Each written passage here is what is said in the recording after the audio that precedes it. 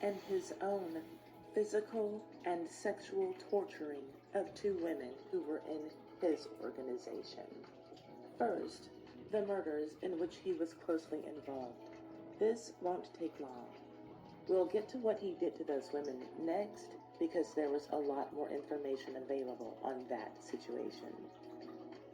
On January 17th, 1969, on the UCLA campus, a meeting took place to determine who the Black Student Union would appoint as its director. There were two competing factions, one led by the Black Panthers, specifically Al-Prentice, Bunchy Carter, and John Huggins, and the other was headed by US, Ron Karenga's group.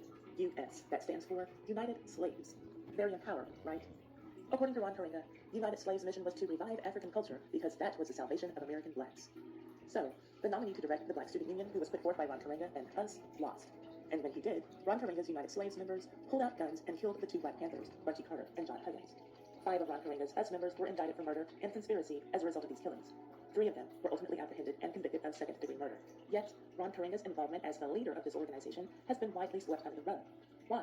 The prevailing thought that was then and is now is that underneath Ron Karenga's shaved head, dashiki, and bad Swahili was just someone who was secretly working as a police agent. You can dive into that for yourself. On to the torture of the women in his organization. I can speak more freely and more in depth on this matter because Ron Karenga was found guilty of this and did serve time for it. And there are a few records of the court trial in existence, mostly periodicals that reported on the case. In 1971, just 5 years after the founding of Ron Karenga's holiday, he was convicted of felonious assault and false imprisonment for torturing 2 women who were members of his US organization at his Inglewood, California home, crimes for which he served 4 years in prison. Here's what the Los Angeles Times reported on May 13, 1971, in an article called Karenga Tortured Women Followers, White Tells Court. Quote, Black nationalist Ron Karenga and 3 members of his militant US organization beat and tortured 2 of his young women followers a year ago, Karenga's wife testified Tuesday. Mrs. Brenda Lorraine Karenga, who now lives in Virginia, said Karenga sat on the stomach of one of the victims while water was being forced into her mouth through a hose. She testified that she also heard screams and yells coming from the garage, where the defendants were holding Deborah Jones and Gail Davis, both 20, and noises which sounded to her like someone was being whipped. End quote. But that's just a small part. Here are some of the details that were told on the witness stand during the trial against Ron Karenga and his co-defendants. The victims, Deborah Jones and Gail Davis, both 20 years old at the time, said that they were at Ron Karenga's home when, in a drug-induced fit, he accused them of trying to kill him by placing crystals in his food and water and in various areas of his house, which was never found to be true. When the ladies denied it, these are the things that Ron Karenga did to them, or told his United Slaves cult followers to do to them. The women were told to remove their clothes. Then, naked, they were beaten with an electrical cord and also with a karate baton. They were hit on their heads with toasters. A hot soldering iron was put in Gail Davis's mouth and against her face. One of Deborah Jones' big toes was placed in a vise, which was ordered to be tightened by one of the defendants. The following day, Ron Karenga told the women that, quote, Vietnamese torture is nothing compared to what I know, end quote. Louis Famayo, the second defendant, and you'll want to remember that name, her name, reportedly put detergent in their mouths. Louis Smith, another defendant, turned a water hose on them so that the hot water was running full force on their faces, and Ron Karenga, holding a gun, threatened to shoot both of the women. Thankfully, he didn't shoot them, but he did, according to sources, burn both of the women with lit cigarettes and insert a water hose into their vaginas while forcing alternately cold and very hot water into them. During the trial, the scars and cuts on Deborah Jones' back were shown to the jury. Now, all of this is beyond terrible. It's enough for me to end this story right here. But you'll find that this video is like a very disturbing infomercial, because wait, there's more. Seemingly, Ron Karenga had all of his torture plans already laid out. But, according to Deborah Jones, the detergent and water hose punishment was added by Ron at the last minute simply because she would not cry after having been subjected to all of the other torture that he had already put her through in that ordeal. After all of the testimony and evidence was presented, Ron Karenga was convicted on 2 counts of felonious assault and 1 count of false imprisonment. He was sentenced to 1 to 10 years in prison in September of 1971. The sentencing judge read a psychiatrist's report into the record. It stated that, since incarcerated, Karenga, quote, has been exhibiting bizarre behavior, such as staring at the wall, talking to imaginary persons, claiming that he was attacked by dive bombers, and that his attorney was in the next cell. Karenga now presents a picture which can be considered both paranoid and schizophrenic, with hallucinations and illusions, inappropriate affect, disorganization, and impaired contact with the environment, end quote. Well, I guess that Ron Karenga worked out all of those issues in a relatively short time, because despite the viciousness in prison, one of the things that helped him to get out so quickly was that psychiatric evaluation that concluded that he was insane. That evaluation, coupled with a fierce letter-writing campaign from his extreme followers, led to the granting of his parole in 1975. So I'm sure that you're thinking, he got released, and because he served such a short sentence for such heinous crimes, he hung his head low and went to live in hiding for the rest of his days. No, that's not what happened at all. 4 years after his release from prison, he was hired to run the Black Studies Department at California State University in Long Beach. Since then, both Ron Karenga and Kwanzaa have received overwhelmingly favorable coverage from both national and local media. His past crimes, violence, and time in prison are hardly ever mentioned. On the rare occasions when the subject is raised, Karenga merely lies and says that he was a political prisoner during the 1970s.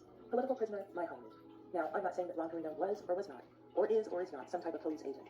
There are people who hold him accountable for his crimes who still debate that point, but I will say that there are a couple of reasons that I can understand why people might think that. One, the court transcripts from his trial seem to have disappeared. Had it not been for newspaper archives and other periodicals that followed his trial, I would not have had a lot of material for this video, and I'm glad to see that I'm not alone. When Paul Mulshine, a New Jersey journalist, was researching Ron Karenga back in 1999, he was advised that transcripts of witness testimony from Ron Karenga's 1971 trial simply could not be found. He, like I, was forced to rely on newspaper reports. And number two, the other thing that makes me understand why people think that Ron Karenga is an agent is his personal prisoner-to-professor pipeline. The fact that he went from being a prisoner to being a college professor is odd. That is an unlikely upward move to be made by a felon, of any race. I truly don't have a stance or a concern on his status as a police agent, but I understand the suspicions that many people do have. Take a look at this Jet magazine from June 3rd, 1971. There is a story about Ron Karenga's trial. Not a lot stands out as different from the other sources that I've used, but this article lists the names of Ron Karenga's co-defendants. That part reads, quote, Karenga and three others, Fred A. Sekou Glover and Louis Seydou Smith, both 19, and Luz Maria Tamayo, 23, are all charged with multiple counts of conspiracy and felonious assault in the beating of Deborah Jones and Gail Davis, both 20, end quote. Now, if you read a lot of the material that you can find regarding the torture of these two women, you'll be led to believe that Ron Karenga's wife, who testified against him, Brenda Lorraine Karenga, was helping him abuse those young women. Several sources are vague and just say things like, Karenga and his wife are charged with assault, or his wife helped him torture two women. Things along those lines. Well, it is true that Ron Karenga and his wife assaulted Gail Davis and Deborah Jones, but it was his current wife who helped him to torture those women. But wait, there's more. I told you to remember the name Luz Tamayo earlier. I told you to remember that name because she is his current wife. She is the same Luz Maria Tamayo mentioned in this 1971 Jet article as Ron Karenga's co-defendant.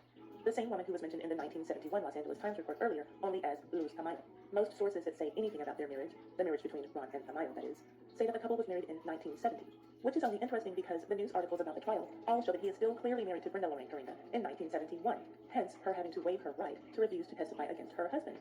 Per the beginning of the Jet magazine article, which starts off saying, waiving her right to refuse to testify against her husband, Mrs. Brenda Lorraine Karenga, and of course it goes on. Maybe so very many sources say that Karenga married Tamayo in 1970 by accident. Maybe they all got it wrong on purpose. Maybe it's all just a huge coincidence. Or maybe he made some type of unlawful commitment to her after they bonded over torturing two women, even though he was already married. He has been accused of being a polygamist by two people who were once very close to him, so this idea is not far-fetched, but we'll get to that later. Right now, let's get into the fact that the pro-black man who created a pro-black holiday is now married to a woman who presents as a non-black Latina, the same woman who helped him to savagely torture two black women. If you're wondering why any of this matters, see what Dr. John Henrik Clark had to say about Ron Karenga. Dr. John Henrik Clark was a professor and pioneer in Pan-African studies starting in the 1960s, and he was a contemporary of Ron Karenga's. He's also had some pretty harsh words for Louis Farrakhan, but that's another story. According to Dr. Clark, Ron Karenga, quote, has not atoned for the way he treated black women. The women he mistreated and mutilated were dark in complexion. The women in his harem are light in complexion. The number one woman is a Mexican in what seems to be an Afro wig, end quote. Does that sound like it could be a description of this person? Dr. Clark went on to say, quote, he not only has a color problem, he's got an ego problem too. When he travels, he rarely lives in the black community, end quote. Isn't that an odd thing to hear about a man who has made a living off of being pro-black?